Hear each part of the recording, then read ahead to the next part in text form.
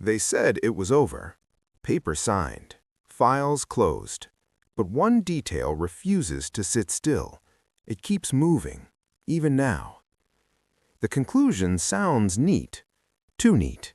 Because for it to work, several things must all be true at the same time, and they aren't. Not together. Not without stretching reality. Hold the question. Don't solve it yet. This is a case from a downtown hotel, a young woman, a short stay, a disappearance, then a discovery that shocked everyone who depended on the building.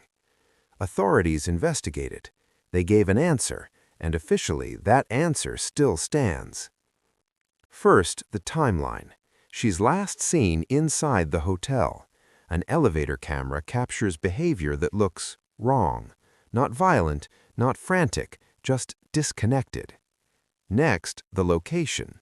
Somewhere guests never go, somewhere not meant to be accessed casually. Then the explanation.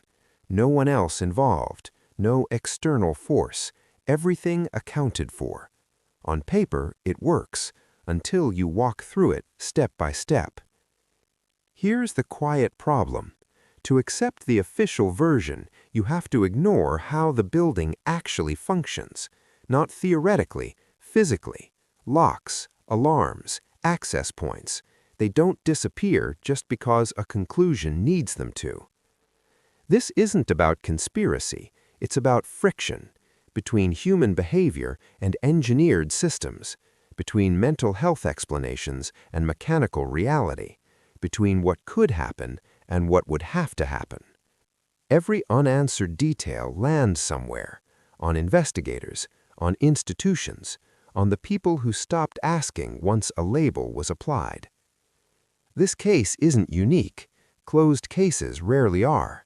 What's familiar is the pattern, an unsettling event, a fast explanation, public relief, and a quiet agreement not to examine the edges too closely. Closure becomes procedural, not factual, not emotional, just sufficient.